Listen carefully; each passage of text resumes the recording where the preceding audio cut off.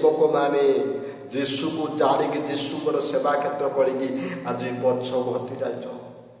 କେବଳ ଏବେ ପରିବର୍ତ୍ତନ କର, ଏବେ କ୍ଷମା ମାଗ, ନହେଲେ ବହୁତ ଅସୁବିଧା। ମୁଁ ଅଧିକ କହିପାରିବି ନାହିଁ, ତାପରେ ତଳକୁ ପ୍ରଭୁଙ୍କ ଜାଣୁଥିବ। 24 নম্বরে କ'ଣ ଲେଖା ହେଇଛି? ଯେଉଁ କର୍ମ ସବୁ ଆଉ କେହି କରିନାହିଁ, ମୁଁ ଯଦି ସେସବୁ ସେମାନଙ୍କ ମଧ୍ୟରେ କରିନଥାନ୍ତି ତାହେଲେ ସେମାନ ପାପ ହୋଇନଥାନ୍ତା। କିନ୍ତୁ ଏବେ ସେମାନେ ଦେଖନ୍ତି ଆଉ ମୋତେ ଓ ମୋର ପିତା ଉଭୟ କରନ୍ତି। ଯେଉଁ କର୍ମ ସବୁ ଆଉ କେହି କରିନାହିଁ, ମୁଁ ଯଦି ସେସବୁ ସେମାନଙ୍କ ମଧ୍ୟରେ କରିନଥାନ୍ତି। ଯୀଶୁ ଖ୍ରୀଷ୍ଟ ବହୁତ ଭଲ ଭଲ କର୍ମ କରିଛନ୍ତି, ବହୁତ ମିରାକାଲ କରିଛନ୍ତି, ବହୁତ ଲୋକ ସୁସ୍ଥତା ଦେଇଛନ୍ତି, ତାହେଲେ ସେମାନେ ପାପ ହୋଇନଥାନ୍ତା। କିନ୍ତୁ ଏବେ ସେମାନେ ଦେଖୁଅଛନ୍ତି ଆଉ ମୋତେ ଓ ମୋର ପିତା ଉଭୟ କରୁଛନ୍ତି। ପିତାକୁ ଯୀଶୁ ଖ୍ରୀଷ୍ଟ ଉଭୟକୁ ଘୃଣା କରୁଅଛନ୍ତି। କେବଳ କ୍ଷମା ମାଗ। ଆଜି କହିପାର ମୋ ଦ୍ୱାରା ଏଇ ଗାଁ ଚେଞ୍ଜ, ମୋ ଦ୍ୱାରା ଏଇ ଜାଗାରେ ସୁସମାଚାର ପହଞ୍ଚିଲା, ଭଲ କଥା। କେବଳ ଆଜି ଯଦି ଆପଣ ସେ ଅନ୍ଧ ଭଳିଆ ନିଜର ସ୍ୱାର୍ଥ ପାଇଁ ସେବା କ୍ଷେତ୍ର ଛାଡ଼ିକି ଯୀଶୁଙ୍କ ଠାରୁ ଯାଇ ଛାଡ଼ିକି ଅନ୍ୟ ପାପରେ ପରିଅଛ, କ୍ଷମା ମାଗ। ଆଜି ଅନେକ ଜାଗା ମୁଁ ଯାଇଛି ପ୍ରଚାର କରି, ଅନେକ ପାଷ୍ଟର ଦେଖୁଛି। ଆଜି ପାଷ୍ଟରମାନେ ବହୁତ ପାପରେ ପଡ଼ିଛନ୍ତି। ଏବେ ସେ ପାଷ୍ଟରମାନଙ୍କୁ କହୁଛି, ଏବେ ସେ ଦାସମାନଙ୍କୁ କହୁଛି, ଏବେ ସେ ବିଶ୍ୱାସୀମାନଙ୍କୁ କହୁଛି ଯେ କ୍ଷମା ମାଗ। କ୍ଷମା ମାଗିଲେ ପ୍ରଭୁ ଯୀଶୁ ଖ୍ରୀଷ୍ଟ କ୍ଷମା ଦେବାରେ ରେଡି ଅଛନ୍ତି।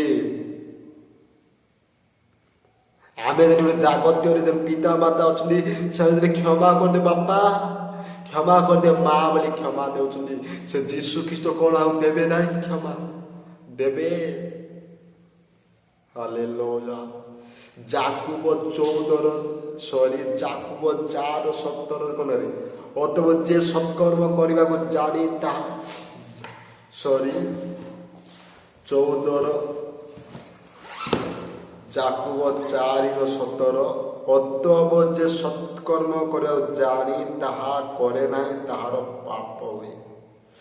ଯେଉଁମାନେ ଆଜି ପ୍ରଭୁଙ୍କର ବାକ୍ୟ ଜାଣିକି, ବାଇବେଲ ପଢ଼ିକି, ସତ୍କର୍ମ ଜାଣିକି ତାହା ଯଦି କ'ଣ କଲା, ସତ୍କର୍ମ କରିବାକୁ ଜାଣି ତାହା କରେ ନାହିଁ ତାହାର ପାପ ହୁଏ। ଯେ ସତ୍କର୍ମ ଜାଣିକି ଯଦି କରୁନାହିଁ ତା ପାଇଁ ପାପ।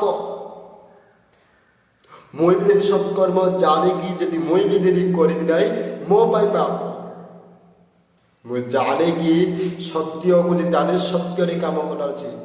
ଯୀଶୁ ସତ୍ୟ, ସେ ଜ୍ୟୋତି, ସେ ସୃଷ୍ଟିକର୍ତ୍ତା, ସେ ସବୁ କିଛି ଯୀଶୁ ଖ୍ରୀଷ୍ଟ। ଆଜି ସତ୍ୟକୁ ଜ୍ଞାନ କରିବ, ସତ୍ୟ ହିଁ ମୁକ୍ତି କରିବ। ହାଲେଲୁୟା।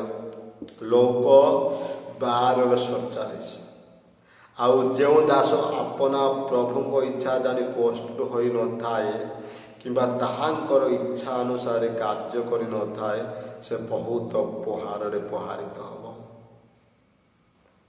ଆଉ ଯେଉଁ ଦାସ ଆପଣା ପ୍ରଭୁଙ୍କ ଇଚ୍ଛା ଜାଣି ପ୍ରସ୍ତୁତ ହୋଇନଥାଏ, ଖାଲି ଦାସମାନଙ୍କୁ କହୁନାହିଁ, ଦାସୀମାନଙ୍କୁ ବି କହୁଛେ, ବିଶ୍ୱାସୀମାନଙ୍କୁ ବି କହୁଛେ, ବିଶ୍ୱାସିନୀମାନଙ୍କୁ ବି କହୁଛେ, ସମସ୍ତଙ୍କୁ କହୁଛେ ଆମେ ପ୍ରସ୍ତୁତ ହେବାର ଅଛି। ଯେଉଁମାନେ ଅବହେଳା କରିଅଛ, ଏବେ ପ୍ରସ୍ତୁତ ହେବ, ଏବେ କ୍ଷମା ମାଗ।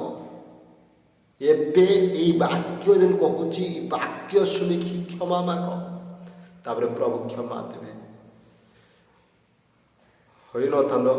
ପ୍ରସ୍ତୁତ ହୋଇନଥାଏ କିମ୍ବା ତାହାର ଇଚ୍ଛା କାର୍ଯ୍ୟ କରିନଥାଏ, ଯୀଶୁଙ୍କ ଇଚ୍ଛା କାର୍ଯ୍ୟ, ସେ ବହୁତ କିମ୍ବା ତାହାଙ୍କର ଇଚ୍ଛାରେ କାର୍ଯ୍ୟ କରିନଥାଏ, ସେ ବହୁତ ପ୍ରହାରରେ ପ୍ରହାରିତ ହେବ। ଯେ ଯୀଶୁଙ୍କର ଇଚ୍ଛା ଆମେ କାର୍ଯ୍ୟ କରିବା ନାହିଁ, ପରମେଶ୍ୱର ଇଚ୍ଛା କାର୍ଯ୍ୟ କରିବା ନାହିଁ, ଯେଉଁମାନେ କରୁନାହାନ୍ତି ସେମାନଙ୍କ ପାଇଁ ପ୍ରହାରିତ ଅଛି, ସେମାନଙ୍କ ପାଇଁ ଦଣ୍ଡ ଅଛି। ଆମ ନିଜ ଇଚ୍ଛା, ନିଜ ସ୍ୱାର୍ଥରେ ଚାଲିବାର ନାହିଁ, ପ୍ରଭୁଙ୍କର ଇଚ୍ଛାରେ ଚାଲିବାର ଅଛି। ପ୍ରଭୁଙ୍କର ଇଚ୍ଛା ନେଇ କାମ କରିବାର ଅଛି। ତାପରେ ପ୍ରଭୁ ଆମକୁ দ্বন্দ্বরু মুক্তি করিবে, কষ্টরু উদ্ধার করিবে। ହାଲେଲୁୟା। এই ଛୋଟିଆ ବାକ୍ୟ ଦେଇ ପ୍ରଭୁ ସମସ୍ତଙ୍କୁ ଆଶୀର୍ବାଦ କରନ୍ତୁ। ଆମେନ୍। ପ୍ରାର୍ଥନା କରି ସମାପ୍ତ କରିବା। हालेलुया। धन्यवाद यीशु, पवित्र परमेश्वर, ते महान धन्यवाद यीशु प्रभु। प्रार्थना सुन जो तुझ प्रार्थना प्रभु यीशु। आमेन।